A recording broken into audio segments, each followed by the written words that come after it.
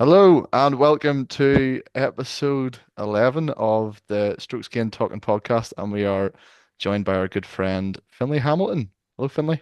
Hello everyone. This is such a huge Welcome. moment, such a huge moment in my life, honestly. Can't believe it. Are you nervous at all?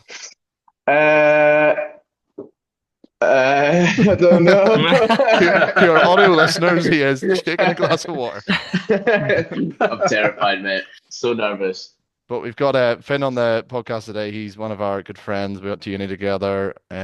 We share the odd drink sometimes. I think that's fair to say. On occasion, we will have a beverage or two, Yeah, and occasionally for sure. weekly. Yeah. And so he works in the golf industry. I'm sure he'll tell us all about that. And today we're going to do a special on Scotland golf in particular. Um, Mm. Out of the four of us here, three of us aren't from Scotland originally, just Finlay. So it's quite interesting. Yeah, I thought it was quite important I come and at least speak for the country that we all live in. Yeah, and it means if we do have opinions, you can just set us right because you've got the home advantage. So Yeah, because I watch William Wallace every day and wake up and sing the Flower of Scotland in the morning. So. exactly. And we don't have Jordan today. We I think got other engagements. Might be a bit better. I was gonna say more No, important than the podcast, but nothing is. So don't talk about engagements yet. Jesus. there's your clue. Um, so so like we always do, we're gonna start with the golf news from last week, and we don't have Jordan, so we're gonna go to next in the line and go to Rob.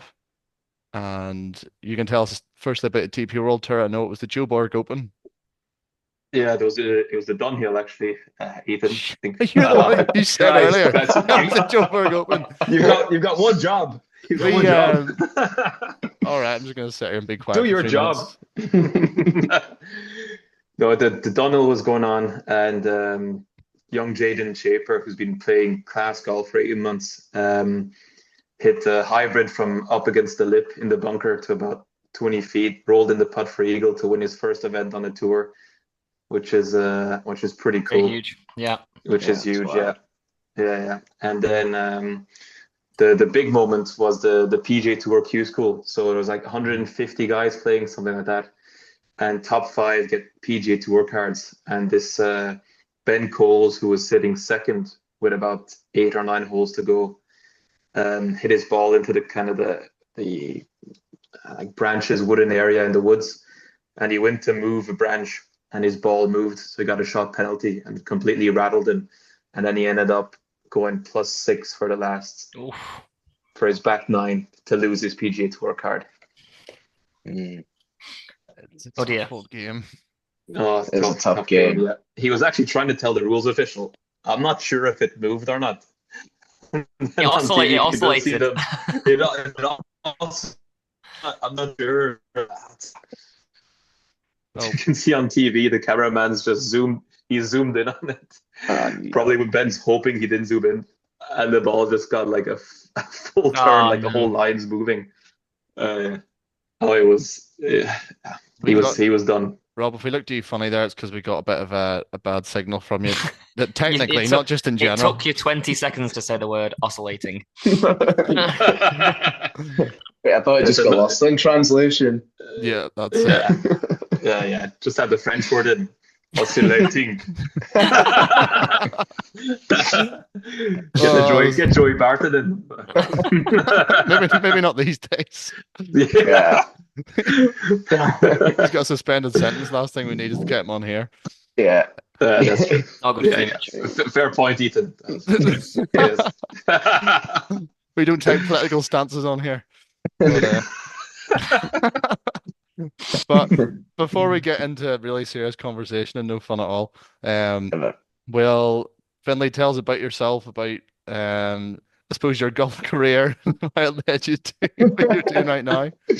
Yeah, well, I guess my golf career that led me to do what I do right now means I'm not that good at golf. He's showing an Because interest down the line. what I do now doesn't really involve playing the game an awful lot. But yeah, I mean, I suppose I played when I was younger. I played county stuff, and then played with these boys at uni, and then was always kind of interested in the luxury side of golf and hospitality in general. I worked in Gleneagles at uni, and then I went and caddied at Taraiti out in New Zealand, which is sort of one of the most exclusive golf courses in the whole world. So I caddied out there, and I also caddied on the old course for 5 summers, which really introduced me to how special St Andrews is, and how excited like people get to come there for the first time, which is a pretty cool thing to see. And a few of us got the chance to do it. We played in the Stirling University RNA match, which was really cool. You go out, you have lunch in the RNA clubhouse, and you play, which is great. And then now I work in St Andrews for a company that puts together luxury golf tours around the UK and Ireland. So we book the whole process, from apart from flights, so accommodation, make your golf course booking, any sightseeing you want to do, etc. And we have our own vehicles as well, so we kind of manage the whole process. But in that, you talk a lot about golf courses every day. You recommend courses. You, especially in a world of a lot of AI, you have to kind of talk people down when they seem very excited about one course that you know not to be so good and all that. So yeah, it's interesting. But I spend a lot of my life talking about golf, a lot more than I maybe thought I would have. Sounds great. So like Yeah. chat about, yeah, I think it's a good place to start is talking about, yeah, what's involved in golf tours. I think people, I know, struggle to get onto certain courses over here. I know through the tour operators you get certain tee times at courses, and you're saying you look after the full itinerary. And those people who come over, are they mainly from abroad, like Americans? And what would you say is the main demographic of people who come over? Yeah, I'd say our clients specifically, I obviously can't speak for other tour operators, but our clients specifically is probably about 75 to 80% North America. So that includes Canada and some of Mexico as well. We do get some Mexico. And yeah, I mean, I think what our job is to give you access to all the best courses. So our sort of USP, I suppose, is we've got a really good access to all course tee times, guaranteed all course tee times. Our office, Ethan and Kempo, you've been in, we've got a little alleyway that goes right into the 18th hole. Hmm. So we're kind of really lucky where we are. The old course is probably the hardest one to get on. Okay. But yeah, I mean, from there, I'd say sort of each area kind of has a magnet course, is what we always say. So St Andrews probably has a couple. It's got the old course, but then it does have like Kings Barnes and Carnoustie in the area. Up in the Highlands, you've got Dornoch. That's your kind of your magnet. In East Lothian, it's Muirfield. On the west, it's probably the Ailsa at Turnberry. So that each kind of has a magnet course, and then a lot of courses branch off that and benefit off the back of that. So you're kind of really starting by picking out, okay, what's the area they really want to visit? Hmm. Are there any courses that are super important to them? Like, I have to play this course. And then you're then trying to get an understanding of the group. Like, do they like to just have beers, go out in the town? Like, if you like that and you want to play Muirfield, then you should stay in Edinburgh, not in East Lothian, because Hmm. you want Hmm. to Yeah, enjoy the yeah. scenes in Edinburgh. If you're with a big family, you might want to go to Gleneagles, you might want to go to the Highlands. So the golf is a big part of it, but you have to really take the group as a whole and tie Yeah. together a dream It's trip, more of really. it's more of an experience than golf is just a part of it. Yeah, exactly. Now you will still get those hardcore groups that now we just want to play 36 every day, and we want to play all the best courses, and that's all we want to do. And you're like, right, sweet, we'll make it happen. But yeah, there's definitely probably if I mean I've only worked at the company 2 years, but if you ask people at my work since COVID, so much more. It's like rather than it's guys trip, it's like Mm. families. We all want to come to Scotland and see it and experience it. And especially, I feel like places like Edinburgh and Highlands are growing so much with TikTok and Yeah. Harry Potter and what's the other Outlander and all that kind of stuff. So Yeah. you see loads of that. So yeah, there's a lot more goes into it, but I suppose we're here to talk about golf today. So Do you yeah, do you find yourself becoming a bit of a historian sometimes? I'm sure they ask you questions all the time, not even just yeah. golf related ones, but Yeah, I definitely do. I've like started to read a couple books actually. There's one I definitely recommend called Tommy's Honor if you're interested in St Andrews. That's about the life of old Tom Morris and his son, young Tom Morris. It's got a load of great stories in it. And I'm really lucky where we get to do cool experiences. Like we got into the RNA Golf Museum the other week, into their vault. We've seen like the first ever official printed rules, which was Wow. really It's the original one. interesting. Yeah, I've seen pictures of that. Yeah, That's does all it say these anything old about a ball articles. oscillating on that by any chance? It does, but it just says it in one word. It doesn't take 20 seconds Isn't to it? read it. It's like But There's is it kind of like 4 or 5 of the original rules are still in play today?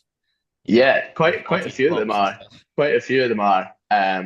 So that was really interesting. Letters from like Sam Snead and stuff to the RNA, just loads of really cool stuff. So I'm finding you do get asked a lot of questions, and a lot of questions you wouldn't expect. That I feel like Americans specifically have a real knowledge of things that you or I would never have a knowledge of. So they Hmm. know, they know the sea level in their town. They know the average amount of rainfall per year, and they ask you things like that, and you're just like, Wait, you whoa, don't know I that? don't know. Yeah. Or you're driving through some like super random obscure town like Pitlessie here in Fife, and they'll say, what's the main industry here? What does everyone here do for work? And you're like, some of them will be electricians. There'll be like loads of different things. Like there's no core industry of Pitlessie, but you get all this funny stuff. Which it's great. I love it all. But yeah, I do love the history side of it, especially St Andrews. We've been lucky enough that there's a local tour guide we use a lot there to do sort of private tours, and she's done one with me and all my colleagues. So you learn a lot about the town through that. So it's good. That It's a does good sound good. job. And I'm guessing with the Scottish weather being what it is, you're not touring all year round. You're doing certain months a year, and other ones are a no-go. How does that sort of work?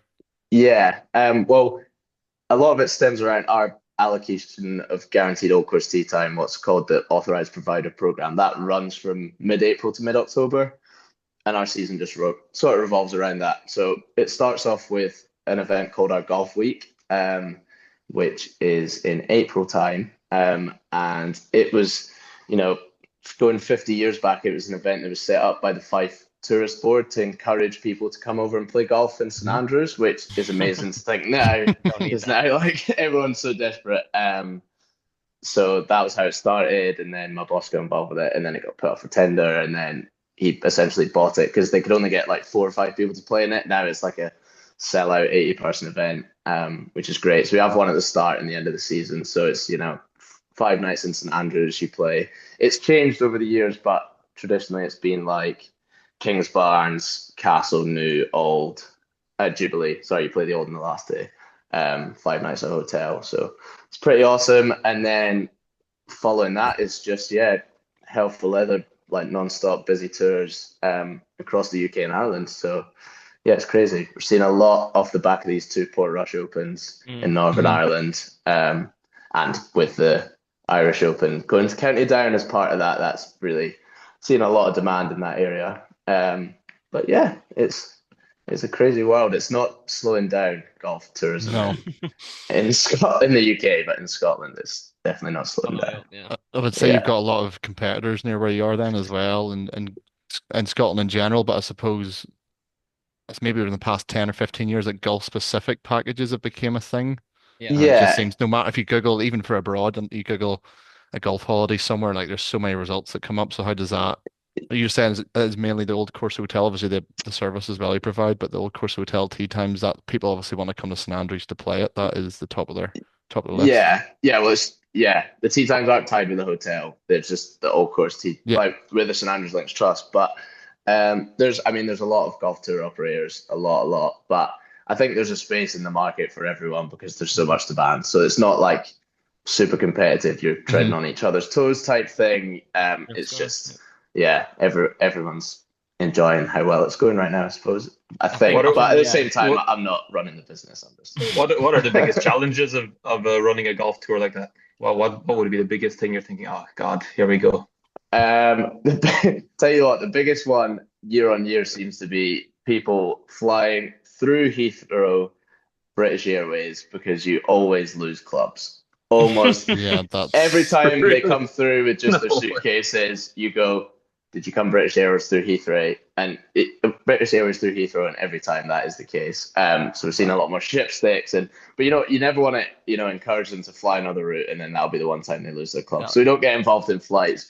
Once on the ground, it's a tricky one because there's a lot of things that aren't in your control, which is frustrating for us, like mhm.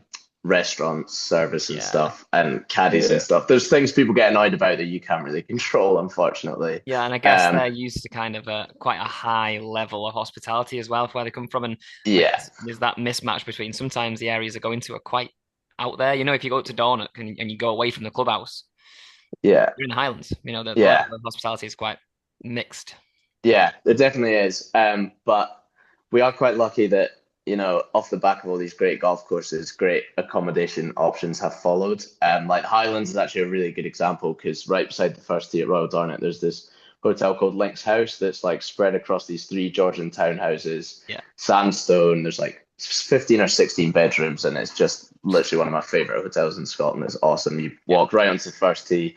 Dornoch's a great little town, and it's not only the golf; it's like the North Coast 500. Of That course. Scotland tourism in general is just, Yeah. well, I don't know. Maybe you yeah. just don't notice it growing up, but to me, it seems like it's exploding. Well, But they've just spent, is it 35 million on a new clubhouse? So they must be getting yeah, No, I enough saw it. tourism Yeah, to I keep saw that it going. actually. It looks yeah, It amazing. looks stunning. Yeah. Did they? Yeah, the clubhouse looks- 35. Yeah, someone was like, it's like a Trump thing. They've just how have they got that total? But it's yeah. but it does look quite good to be fair. No, it looks brilliant, and I think it was one where when the pictures like of the CGI or whatever first came out, everyone was a bit like, Wasn't very in keeping with the village. don't know about the look of that. But now you see it does look pretty cool. Yeah. And then I think where the old clubhouse is, there's plans in time to put a full chipping green there and stuff, Nice. which is which will. It's all just like, I mean, in St Andrews as well. There's new hotels popping up all the time. It's just constantly like improving and developing, and it's just so funny that a literal game can like create so much revenue. I was having a wee nosy earlier actually, and I'm sure it says like 25% of the jobs in St Andrews are in the golf industry. Wow, yeah. I mean, it makes sense in Scotland, doesn't it? Because it's kind of more than just a golf; it's a history, and it kind of ties into Scotland itself. You know, so it's Yeah. people are there Culture, from part of the culture. You know, when you go to St Andrews, it feels like a special place. There's something in the air there, and it's not just the golf; it's a cool place. So yeah. There's One- no. Oh, sorry. I was just gonna say there's nowhere else where like, you walk off the 18th and you walk straight to the pub and you dump your clubs outside the Dunvegan, which I'm sure everyone knows like the best golf pub ever. There's a sign that literally said like spikes are welcome just on the door. Yeah. Just like It's so where cool. else would Those that golfers, happen? yeah. It's just great little things Yeah. like that, which I just absolutely love. Well, I had the recent experience of me and Finn were out maybe 3 weeks ago at St Andrews, and it's yeah, it's an interesting place. Then he reminded me that's where Prince William and Kate met. So you've obviously got St Andrews Uni, which is one of the best in the world, the oldest in the world, and you've got that culture around it too. I know this is such a different side of it in the winter because I mean it does stay busy all year round, but yeah, the students it's a very different crowd to the golf crowd. So it's funny when graduation and stuff then goes on in the summer because it's like the mix of them all coming together. Is quite funny, but yeah, Just the energy has a special tone. Like it's just special there. Yeah, it is, and you never get bored of like even when I used to caddy there and you do 2 rounds a day, still once you hit 15, well, from 13 then you're heading towards the town's getting bigger, and then you're starting to give church spires as lines off tees and stuff like that you just don't do anywhere else. Yeah. It's just and I it's guess for pretty you as class. well, like when you talk about the best bit about your job, it must be class to see these boys and girls who've come over and it's their dream holiday and trip that they've probably saved for a long time for, and then you take them to the Dunvegan and they're just all buzzing. You're a part of that, so literally no, it is. They're just like this is. Some of them have waited their whole life over it. Some of them will cry on the bridge. Some will scatter ashes. Some will do like some. I'm sure they didn't hit like that bad shots. Would they play in any weather? Is there anything that would stop them? Yeah, no, very rarely will they not play. Hey, if anything, they find it, part of the full experience or whatever, and they find it quite funny. But it is a funny thing because like everyone always talks about the rain in Scotland and people coming over like I've spent all this on rain gear, but it's only a wee island. It always blows over quite quickly. It's not like monsoon rain where it has been recently, but generally it doesn't rain for a whole week. Yeah, it's more so straight. like It's miserable rain. It's not actually East Lothian is doing any one of the damage. sunniest places in the country, so it gets a lot of sunlight. People don't realize that St Andrews is its own little microclimate. It changes hour by hour, so you can't really. It literally does, and it's 4 seasons in a day. I mean, when I would caddy, I'd go in a shirt and polo and like a golf jumper. And then shorts. But then I'd tie my waterproofs around the back because it will literally rain and then be sunny within the space of 2 holes. It's a funny part of the world. Yeah. Well, it's like I was just thinking there, if you ever watch Suits or any of the like lower documentaries, you can have an expert witness and they have to say why they're an expert witness and all their credibility, and that's basically what we've gotten from you right now. So it means Yeah, well done. every opinion we have now, you can be like, well, that's not necessarily true because so you got the credibility statement behind you. Okay, yeah, I'll try not to correct too much, but Fact check it. But I suppose I was going to ask you, Rob, because you're I don't mean this in like a weird way by saying you're not from here, but but you're, and obviously, Easy. and obviously, I know you've like You're lived in making me Ireland and sound like stuff, Asian or something. but like growing up in Switzerland to then coming to Stirling to play golf in Scotland, what was your initial like thoughts? Was it a big adjustment? Had you played much links golf before, like in Ireland or anything, or? No, I played the British Am a few times, but it was like sunny, no wind. That's for the both weeks. I've been to Ireland a few times as well. Played Ballybunion, which is a great course. That's where my family's from, and played it in some like horrendous weather. But I was like, oh, no, this is just like a one-off thing. And then got to uni in Stirling, and then remember playing the first event up at the Dukes, and I was blowing like 60 all week and missed a cut. And then I was like my first semester, I missed every cut, got DQ'd once. Was losing an average of 5 balls per round. Just these things, you think you hit it nice, and then it's just like you're taking off, and then it's just slowly drifting, and then you never do you see again. I'm sure you know that feeling, Ethan. Yeah. And Well, I've never played the Dukes, so I was like, Robert, when my first event at university was when it was me and you playing with Lewis Black, which is always the guy you want to play with, and it was my first event at uni, and I hit a shot and it went way offline, and you said you have to shape every shot you hit around here, everything you have to be shaping something against something. Don't try and hit a stock shot when it's hammering off the right, whatever. And that was the first thing you'd ever said to me on like the second hole. yeah, you're just like. And I was like, well, that's me done then. I'll go and play tennis, shall I? Just here to enjoy myself, mate. yeah, I was going to say we're going to chat about funny stories about when we played Bucks golf, and that's actually not in a weird way again, but this is the story of me and Finley met. The first time we met was at a Bucks event. When your first year, I was playing. It must have been No, it wasn't. It was the international Fife, one of them. But it was at the Kiddicks, the Fairmont course, which I was going to talk about anyway because it's quite an iconic hole on it that we'll get to later. But this was a perfect example of a day where it was just blowing like terribly. I remember, I think Laird Shepherd was leading with he was like 1 or 2 over, and everybody else, as you can imagine, was like teens. And I mean, it's one of those days that if you shot 8 over, you felt like you were going to get cut that day. And it's I was like 1 over front 9, 7 over back 9, few clubs thrown, which I think cheered Finley up. Well, it was hilarious because Ethan was going pretty solid, and I was pretty nervous for my first uni event, and I seen he had a Stirling bag and all that, and I was like, okay, this is what I'm coming into. Here we go. Yeah, and I probably made a few bogeys quite early, a bit nervous when Ethan was steadying along like pretty much level par. And then that wee short par 3 with the wall. Well, it's not short, but with the wall alongside it. 16. And I'm sure. 16, yeah. Yeah, and I'm sure it was like 170. And Ethan like flushed a 4-iron staring at it, and it came into that bunker that's about 40 shots short of the green. And then he took it. I can't even remember what happened. He took like 2 to get out of it, then knifed over the back, and then just went in a scene red so bad, like throwing clubs everywhere, going mental. And I was like, okay, I'll fit in here. He's lost the head. My kind of people. Here we go. Yeah. It was I would just remember that, the meltdown of it was just typical Bucks golf where you think I'm so far ahead of the field, but some moment like that happens. But the follow-up from that was Spenny the next day, because the next day we all thought it was going to be off, but people me and Spence and stuff that didn't have a very good score the first day, then had to go out early the second day. Right. Was this you were not good? Yeah. Well, no, I just was around about that time. Right, okay. I was probably even teeing off before him. And he was he probably told you boys better than he told me, but was he not going like for the round of his life? So the first day he shot 88 or something in that horrible wind and rain. And then I remember we were staying in a caravan, weren't we, Ethan? And we were tucked in bed because we shot a better score. And he went out in the morning and played in biblical conditions.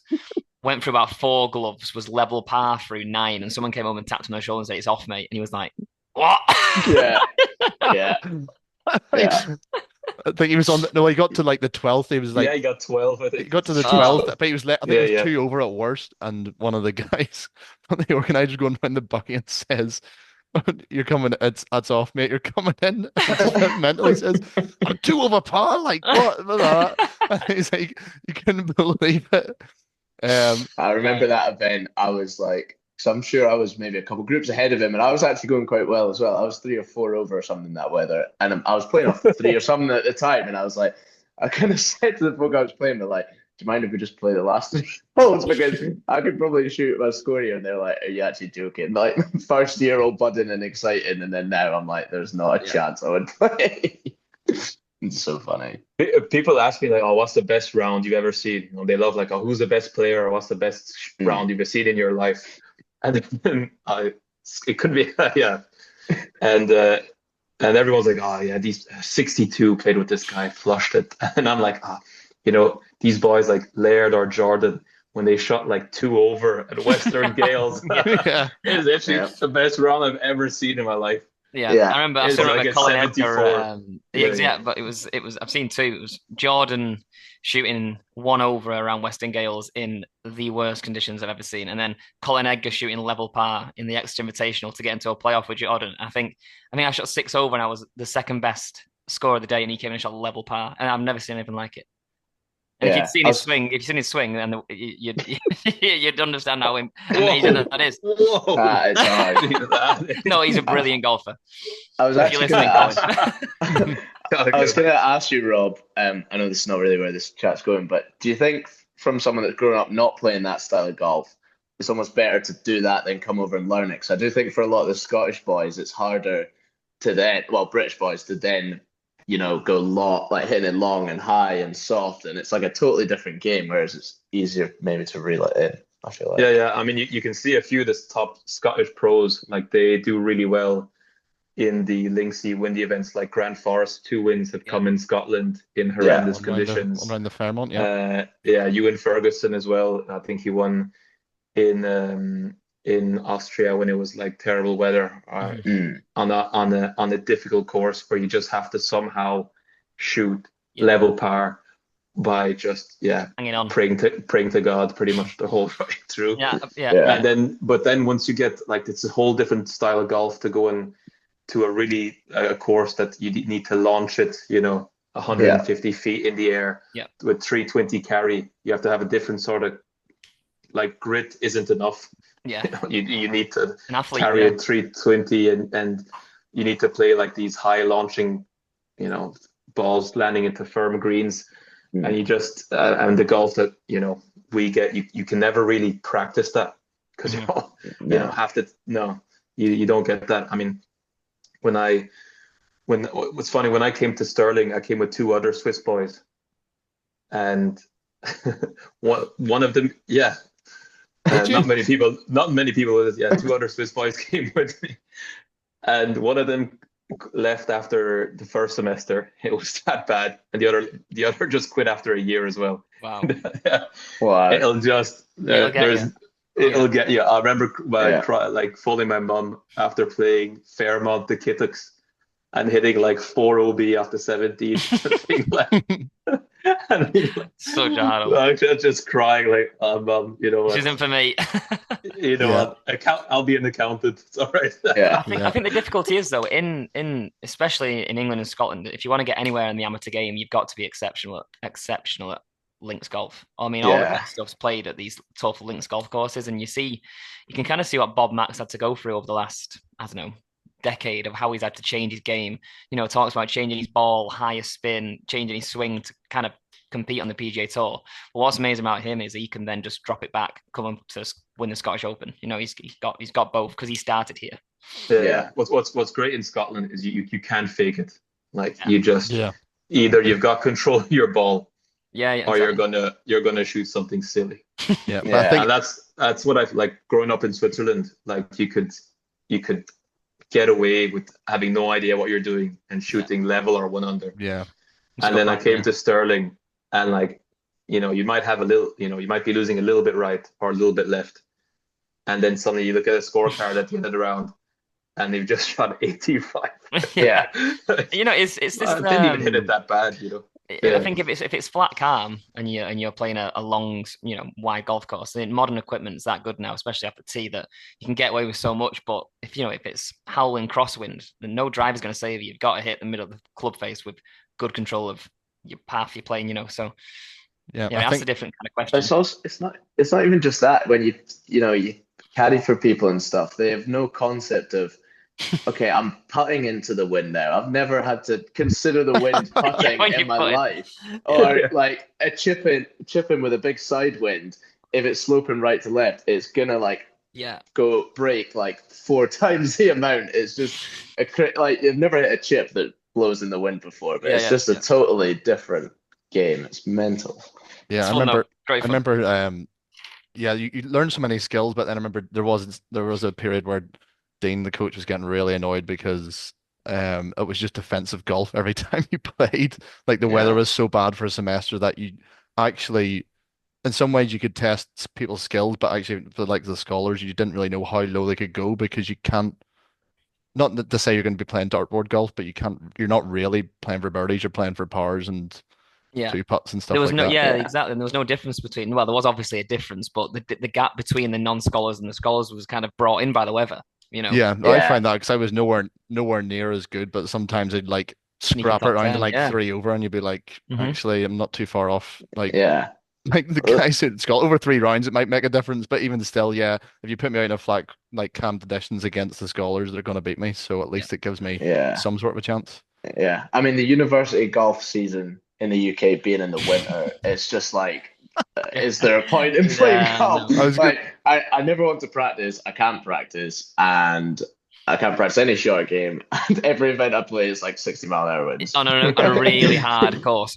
Yeah, But I'm still supposed to feel confident. yeah. I think the worst. I think the one of the low moments actually wasn't for me or for Stirling, it was for UHI who came down from Dornoch to play Alloa, or home course at the time, which is like a 4.5 hour drive to come down and Hello. play. I was basically frozen on temporary greens, and I mean they're a decent team, and I think maybe threes or twos at the time, and um we beat them, and I'm like, you've just driven 4.5 hours Hmm. down, overnight stay to then get beat around temp It's greens, the thing, drive back up again. that's the thing in Scotland. There's so many courses like that where they're a different course in the summer. Dunblane's the same. If you play Dunblane in August, it's a stunning golf course. But if you go in the winter, you can't wait to get off it because I it's just know. can't manage its water and it's got so much traffic because everyone loves golf. So Yeah. the traffic doesn't stop. People still play and they just turn it into a mud bath. So Yeah. um, Well, maybe we should get yeah. into the golf, the highlights now. We're being I don't want to say we're being pessimistic. There's some funny stories in there, but some excellent golf courses in Scotland, as we know. So I was gonna maybe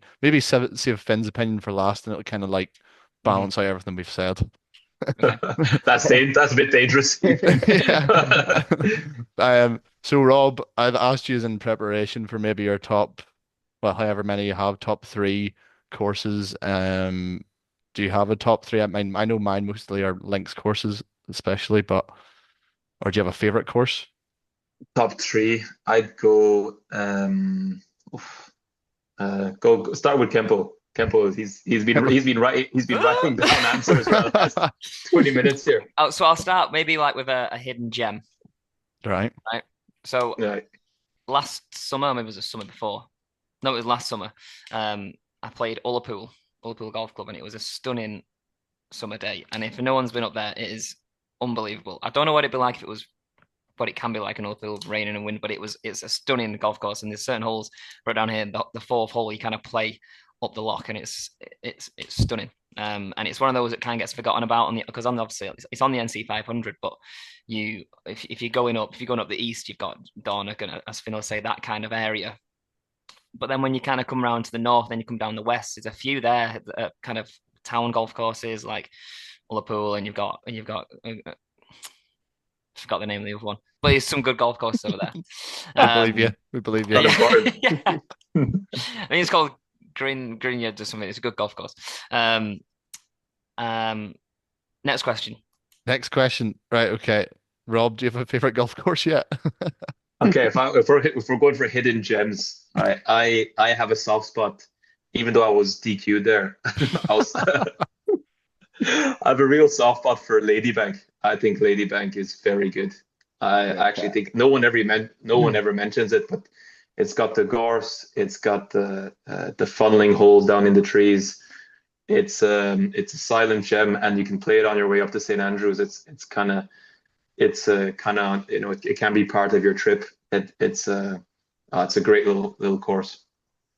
A proper tough championship course, open qualifier, Ladybank. It's awesome. Hidden gem. No, but I'm just saying it is a great golf course. Is it open qualifying? It has been, yeah, and senior open qualifying and stuff. But I agree, it's amazing. I think Kempo and Finn, you've both played this course. I think maybe Rob as well. Have you all played Trump Turnberry? Yes. Actually, I haven't played it. Have you not? Neither have I. That's okay. That would be my answer to the best golf course in Scotland, but also probably the best golf course I've ever played. But definitely in Scotland, it's an incredible place. Do you think it lives up to the hype, Finn? Yeah, I think probably until it's close, but until Portrush came on it, I think it was quite comfortably the most scenic course they've ever hosted. The Open, and to be on the Open Road, the views at Trump, and the Ailsa course are just incredible. And it's got the Jewel of the Sun. It's got Tom Watson nearly winning there again when Stuart Sink won. It's got all the moments, and just I think. Even since the changes, it has improved, and they've changed it again in the last year. They've changed a couple holes, like they've moved the eight. The eighth was kind of a dog leg, and now they've put it as straight down par 4. The ninth, best par 3 probably. Well, that's it. I think that's people. I mean, that's a stretch. 9, 10, 11 is just probably the three best free hole running golf. I'd say it's incredible. Yeah, no, there's no doubt. It's such an amazing golf course. I mean, that whole area is awesome. When you've got within an hour of each other, you've got Western Gales, Prestwick, Troon, Turnberry, Dundonald, Brassy, you've got that's it. Again, going back Glasgow to your Gales. it makes your job kind of easy. You can kind of part these guys in an area and keep them happy for 4 or 5 days. You can kind of zone it off to the east, the west, the north. Yeah. Well, I was going to say, Jordan played at Dundonald this year in open qualifying, and it's one of those courses he says, "Oh, open qualifying's at Dundonald. You come caddy for me." And I was like, "Oh, yeah, I've played it before." And then until we played it, I thought actually it's either a lot better than what I remember, or I don't know. It's just the whole complex is amazing. You've got the cabins there. I think Rob stayed in the cabin for a couple of nights. You've got the clubhouse. The holes are great. There aren't many, sometimes these golf courses you just put a hole there for the sake of it, or they ran out of space. It seems like most holes there.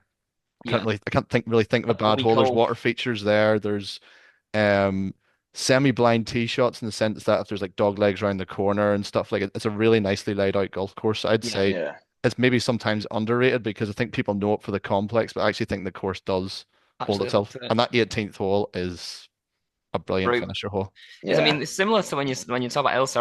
Everyone talks about the 9th and the 10th and the 11th, but it's kind of the actual flow of the golf course, and every hole is completely different. There's not a weak hole until maybe the 18th, which is funny.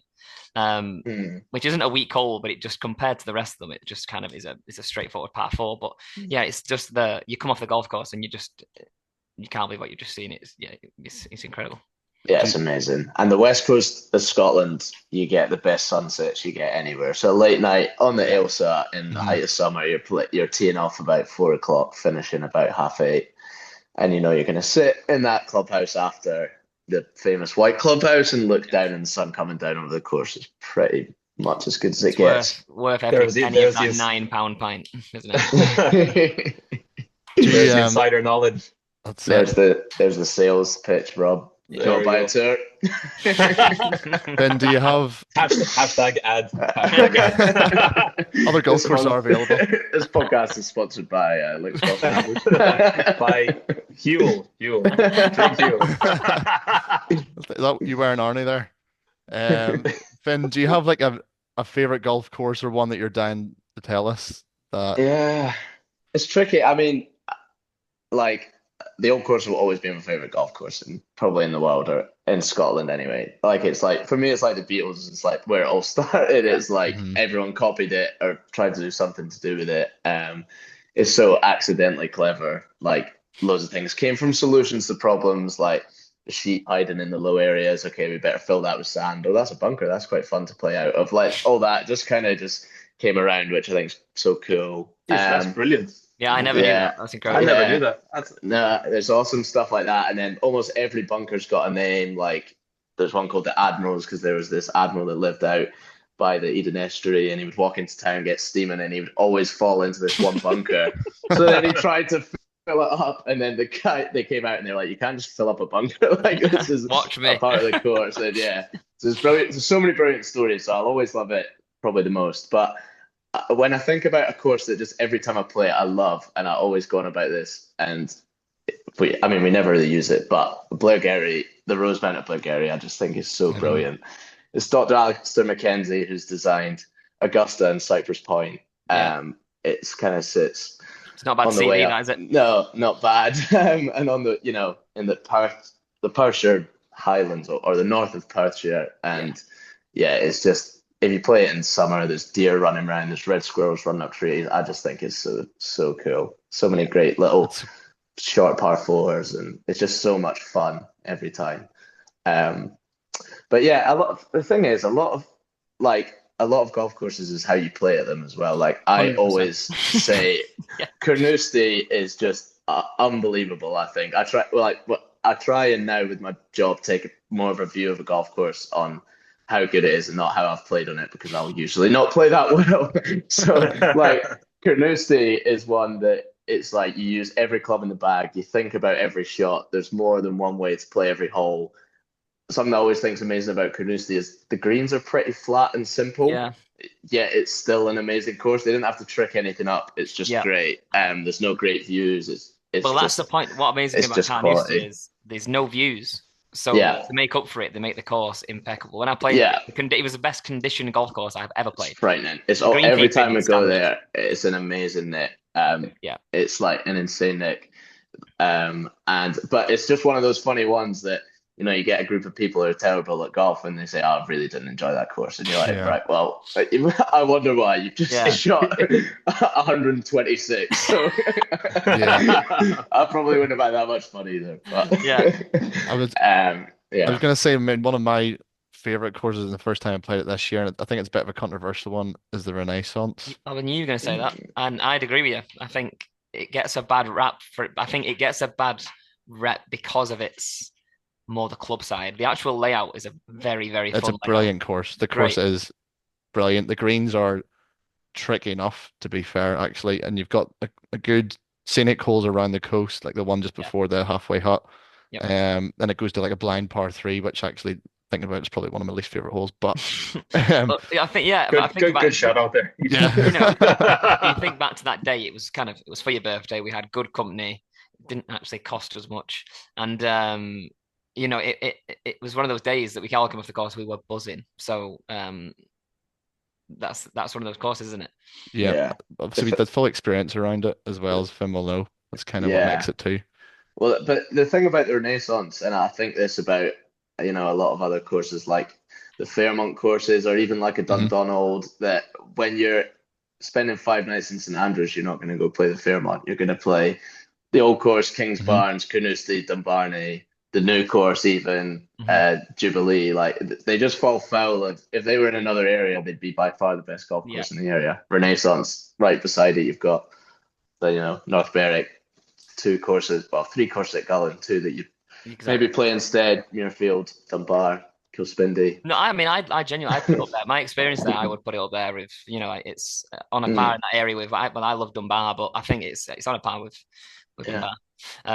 Annoyingly, we've lost Rob for the time being, and he's a practice member there. Hate Renaissance. He's a practice member there. So, and I was going to say as well, what makes a lot of these golf courses great is the practice facilities. Like if Blairgowrie has that chipping green, I could spend all day there hitting chips. You've got the Renaissance chipping decent green, range, good range, spot on Pro V's. Yeah, it's the whole day, isn't it? And how you get looked after. And Renaissance it's up there. Yeah. See, I love a golf course probably from a bit more of a romantic point of view and the charm of it. Like, see Aurora with, the cows and the sheep roaming the We've not even course got there and to those courses yet. places like that. I mean, Dornoch obviously is insane, but like little quirky things like that. Like Ely's one that every time you get people up there to see the first hole, there's a kaleidoscope that you have to look through. That's because it's a blind tee shot. So the starter tells you when you're clear to go. Like all those little stories I love in a golf course. The stuff you just don't get in America, isn't it? And that's the stuff they're craving. That's what they want. These like Askanish and these 12-hole golf courses, these courses that they've never seen anything like it. And you wouldn't be starting a golf course like that nowadays, but that's where it came from. So yeah. There's other two that I put in like my top. I say top three. I was trying to be a bit more alternative, but I do actually really enjoy playing these courses. Is Dunbar, which up until recently, tiny little clubhouse. I mean, it's almost like a boot room, the locker room. Like it's literally it's so old school. And it's such a fun golf course to play. I mean, we're talking about links courses that we kind of battle scars playing them, but Dunbar, I feel like it's a fair links course. You've got you're starting on a par five, which I like about golf courses too. Okay. And it's like downwind driver. Par five actually. Yeah. And then you've got ones alongside the sea. It just feels like quite an easy walk everywhere. All the tee boxes are close to greens. Like it just seems like quite an easy day out for like an October, November. Yeah. When it's getting a bit colder, it's one of those courses that you're kind of glad you have friends or members at. Yeah, exactly. And now they're spending 12 million on I think it's 12 million pound in the clubhouse. Yeah. Selling lifetime memberships. That'll be one of those that, again, your American clients, it's more of the experience. That the golf course is great, but the experience was kind of lacking, and now they're going to have it all. So, no, that'd be great. It's just a lot of courses that you talk about. We see that word hidden gems or that phrase hidden gems so much in my job, but a lot of these hidden gems have now become with YouTube golf and everything. They're not hidden gems anymore, and they weren't necessarily ready for what's came. But it's crazy now. Like North Berwick's the perfect example. It's now rated one of the highest golf courses in the world, which I was going to say great fun, but it's a flawed golf course, isn't it? It's in my I've got bits and bobs. I've got one course in my overrated, and unfortunately, North Berwick, and that's not just because I played pretty poorly there this year. Yeah, not being invited back. But I don't know. I mean, I just feel I know it's classic links. You've got 8 holes going out, the 9th par 5 going across, and then like 8 back in again, 9 back in again. Like it's old school links, but. And the 13th's a great hole with the wall going across the green. But that's where the flawed bit comes into me, I think. That's the flaw is the 16th green. That's the biggest flaw. So you were playing that with a card in your hand, and when we played it in a social game, it's great fun, But when you're playing at an event, the pin's back left, and you miss it on the right tier, it's not fun, So but 15's a great hole. The par 3. That's like the most copied hole in the world of golf, apparently. Like the par 3 at Augusta 16 is based on that concept. You bang it up the right and let it fall. And North Berwick does have the history of the amount of they used to use that as a neutral venue a lot, where the old Musselburgh golfers would play against the old St Andrews golfers, and there was a whole rivalry. So it was like where young Tom Morris, he found out that his wife actually died in labour, and then he got the boat across to St Andrews, because it's only like 10 miles to St Andrews across the water from North Berwick, which is crazy. So there's a lot of stories there, but I know what you mean. Wow. There are a few holes that are a bit. Yeah, I don't want to say overrated as anything, I would never play it again. Like, and not the same, probably 10, 15 years from now, I might be a member there or Tintagel or something, but it's one of those. What's overrated about it, even because you've only reeled off stuff you've loved about it. No, I didn't. I said no, 13th is great, but I think the other holes are that great. You said the 13th's great, and you said it's got the old link style to it. I'm thinking in the perspective of you're coming over to Scotland, there's must play golf courses that I wouldn't put North Berwick as one of them. No, I think I would put it as a must play. I would, because it is so different. But I think you're saying it's underrated, but it's because it's so highly rated. Does that make sense? It's because it's so highly rated that it doesn't quite live up to it, but it's still a great golf course and it's great fun. So, but I'm sure North Berwick was originally it's either 4 or 6 holes that are like the wall side. So they're the apart from maybe 13, they're probably the best holes on the course, the original ones. And then it was a bit like somewhere in the middle, like a 50 years after or something, they're like, how on earth do we finish this golf course? Now there's a rule that every golf course has to be 18 holes. See. Okay. Oh, Get back to the clubhouse. So I'm you gonna had throw a bit of to. a wild card in there, but it's not really a wild card. But I guess when I've spoken to people, it is. But I really enjoy Spey Valley every time I play it. A really good golf course. I've never played it. it's Oh yeah, I a wouldn't know it. it's it's so good. people say the longest walk in Scotland. If you have a It's like buggy, it's the correct. second to the third at the PGA at the Gleneagles, but it has nothing the first to the second at Spey Valley. It's like It's you're a literally kilometer. walking for like 8 or 9 minutes or something. It's Really? a lot. It's a long, long way. But if you got a buggy, you don't notice it. But the actual layout, because they've got so much land to use, they kind of just design the hole how they want to design it. And each hole, you can't really see the next. You're kind of in your own little. It's all very. It's just if you haven't played it, go and play it. It's fun. Yeah. And in that area, you've got Granton on Spey, great golf course. Botagarten, great golf course. So that's Mhm. another little area that's kind of Botagarten's a hidden gem. Yeah, that's And getting area that it does get forgotten about because it's up in it's like Aviemore direction where you're kind of focusing on either straight up in the Highlands or the west or east coast. It's kind of in the middle of all of that. exactly. So it's forgotten about. It's like an old I'm ski kind of village. I'm gonna throw in a overrated one here, Go Rob. and I'm gonna like Royal Aberdeen for me is overrated.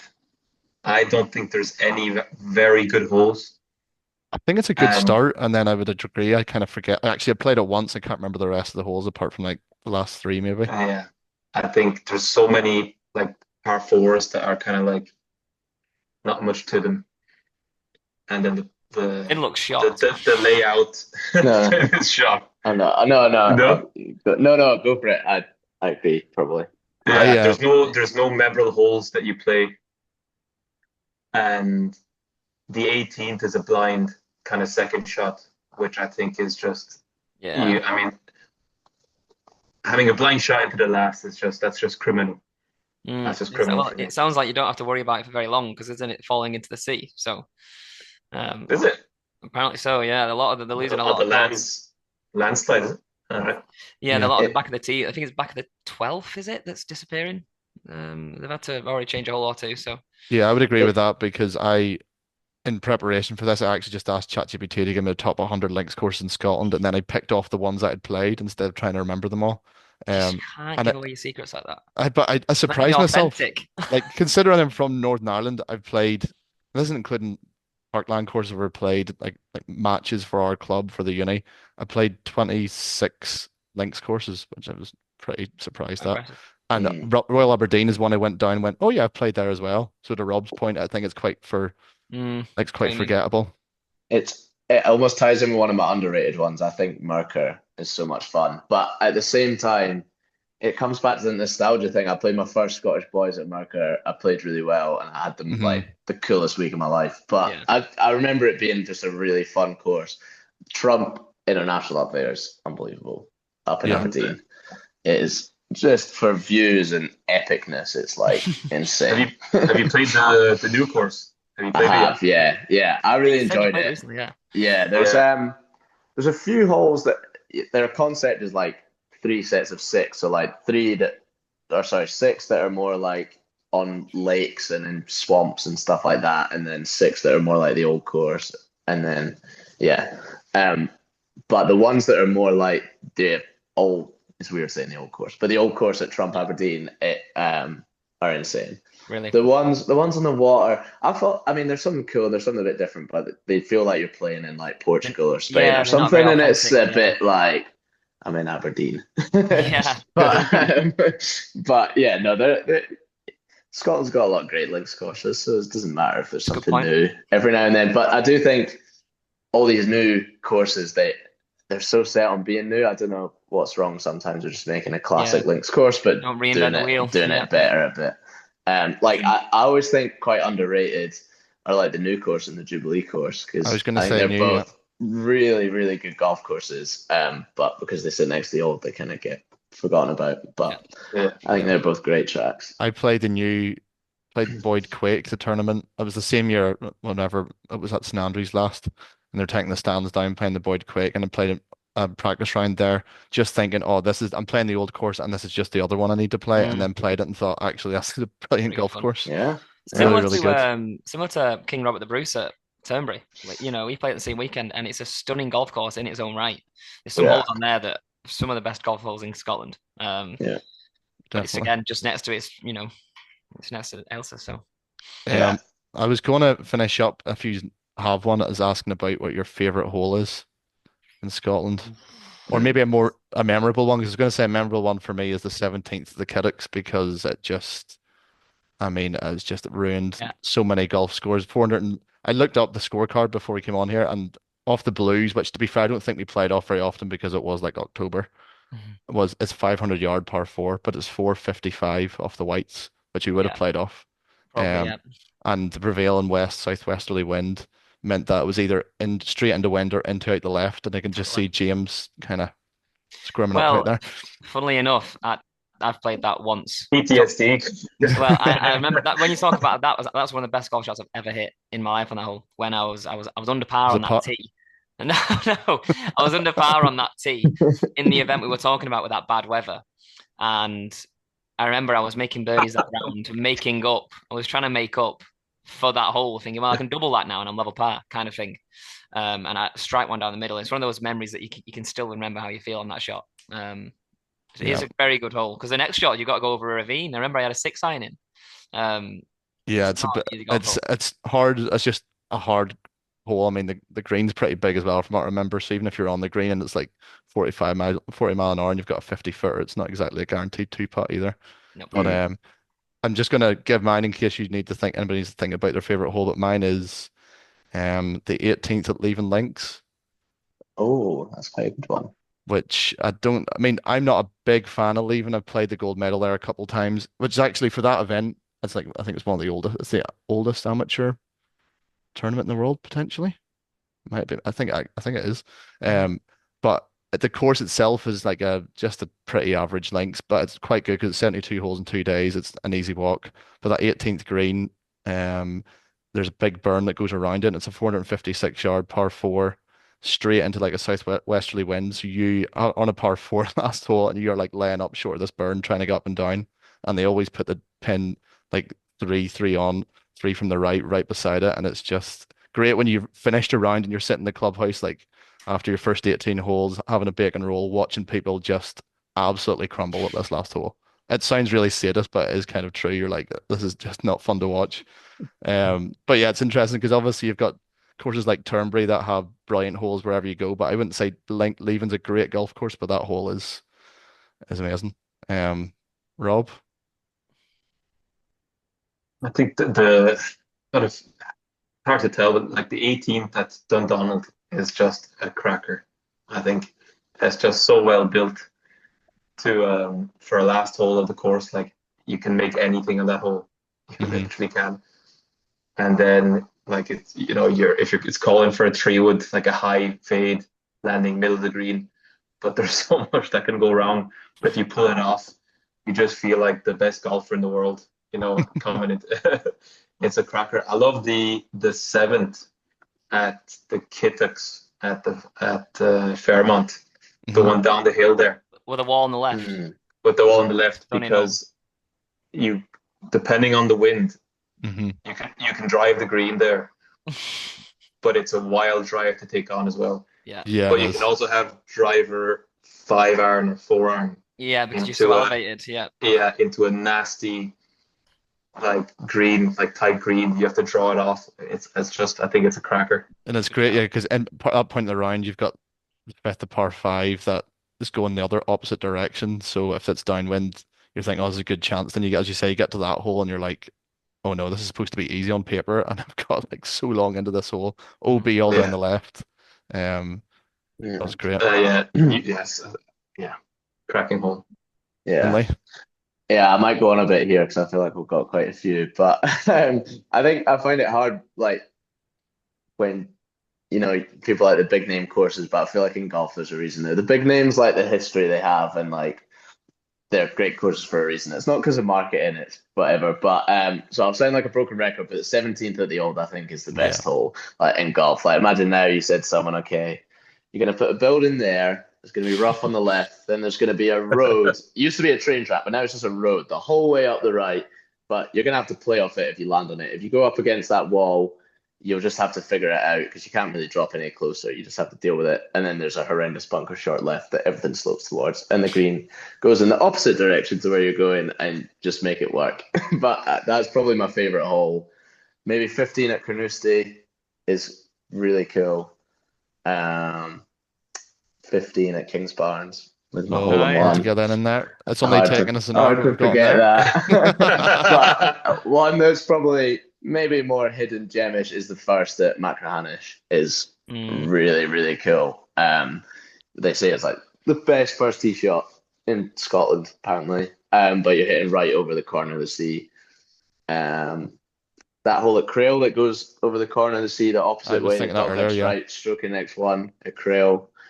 I just find you hit it on the par 3 green from there. That's what I usually do. Or on the beach. On the beach. There we go. There was one over that I was thinking of, but I can't remember. It'll come back to me. But yeah, I've got quite a few. Can't you've had enough time now. Come on. Okay, I'll keep it short. So, the 12th at Granton on Spey, elevated par 4, it's kind of 260-ish. The hills in the background, framed, just an absolute stunning golf hole. It looks better than it is to play it. It's one of those you kind of, it's that number where you have to go for it. It's kind of like you can get there 2 iron down when it's like 250, 260. But it's tight and it's such a good hole. I played it when I was enjoying myself and it was great fun. And then I played it in competition. It was horrible. But then, that's amazing.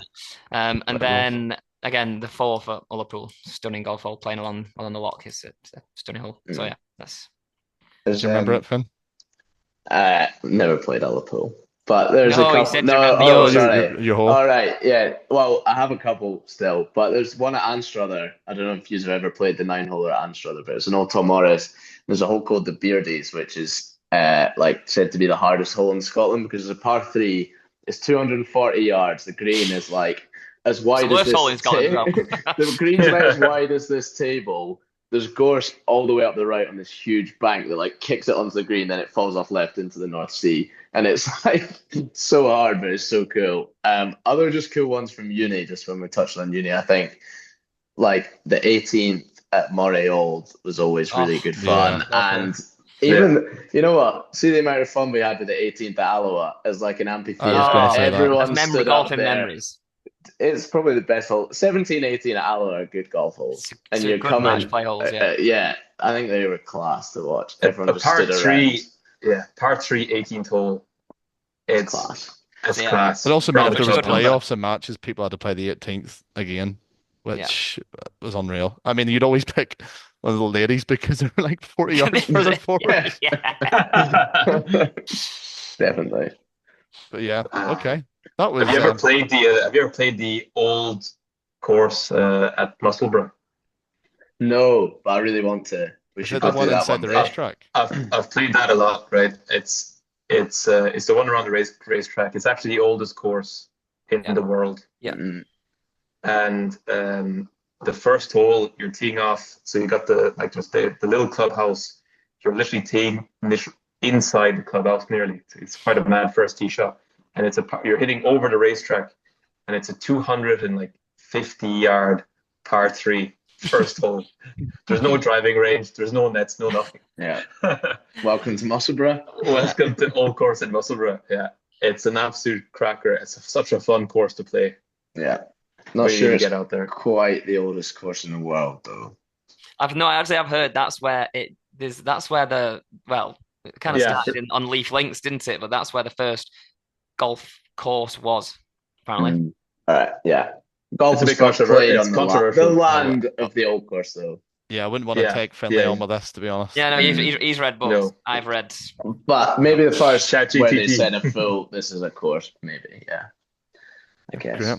Well, this has been brilliant. We've covered actually not that much. No, we've covered a lot. I can't believe funny moments and bucks as well. I can't believe I've got through this without having to talk about my 99.99 at Western Gales. What a buzzing. I think, and you can correct me if I'm wrong, I remember you coming in going, I think you'd shot 101 once, that one of them you actually shot 99.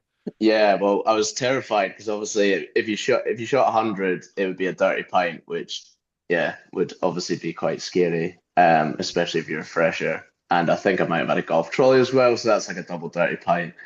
And then I thought I'd shot 101 and three putted the last because I like nailed this first putt. I was determined to hold it from about 60 foot. Three putted, I was like, oh my God, it's 101. And then it ended up being 99.99. So success. Success. You must have been so happy signing that scorecard. You've never seen someone more buzzing for 99 in your whole life. Stuart was already preparing the dirty pint. The concoction, yeah. So you were nearly 200 for 2 rounds. Yeah, that reminds me of the Charlie Ellum, Mr. 300. Yeah. Mr. 300. 313. That was 313. Someone went up. He finished the last round with a pink golf ball, and one like everybody was watching and finished the last hole and the pink golf ball. And someone asked, "Charlie, did you do it?" And he goes, "Oh yeah, comfortably." That was his response. He didn't know what it was until he got in. 313. Whose idea was it to put a tournament at Western Gales in the last week in November? That is just like hell. Yeah. Unless you're Jordan, I suppose. Yes. Yeah, it's true. Dick.